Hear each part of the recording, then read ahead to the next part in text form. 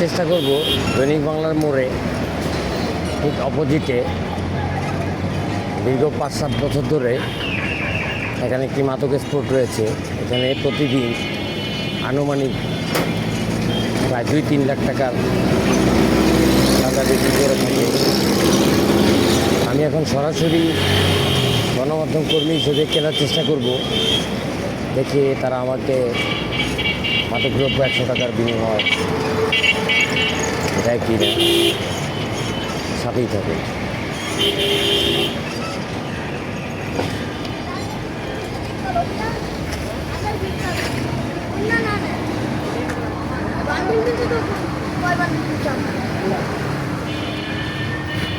করতে গেলে আমরা খারাপ হবে।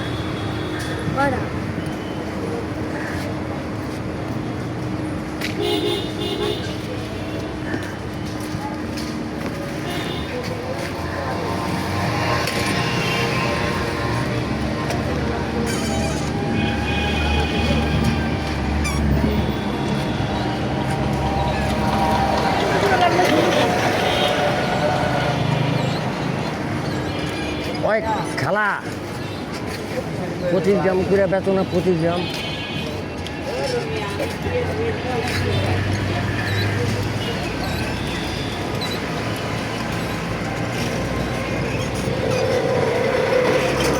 অবশেষে তারা 100 টাকার বিনিময় আমাকে হাতে দিল। আপনারা দেখতে পাচ্ছেন এভাবে প্রতিনিয়ত প্রত্যেক সেকেন্ডে প্রত্যেক মিনিটে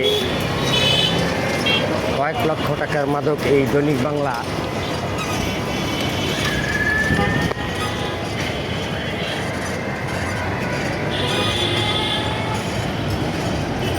বিক্রি হয়ে থাকে।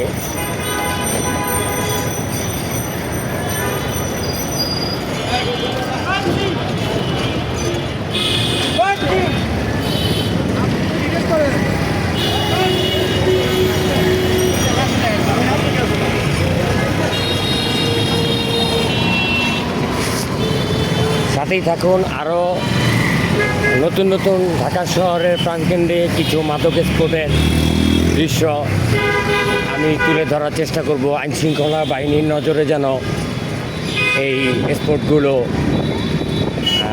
অতি শীঘ্রই যেন তারা যেন এই মাদক নিয়ন্ত্রণ অধিদপ্তর সহ সকল আইনশৃঙ্খলা বাহিনীকে উদ্দেশ্য করে বলছি, তারা যেন এই মাদক স্পটগুলো জিরো টলারেন্সের ইচ্ছা পোষণ করে, যেন এই মাদকদ্রব্য অধিদপ্তর সহ দেশের সকল আইন সংস্থাকে বলবো এই জিরো টলারেন্সের ডাক দিয়ে মাদককে প্রতি সত্ত্বর নির্মূল করুন। ধন্যবাদ।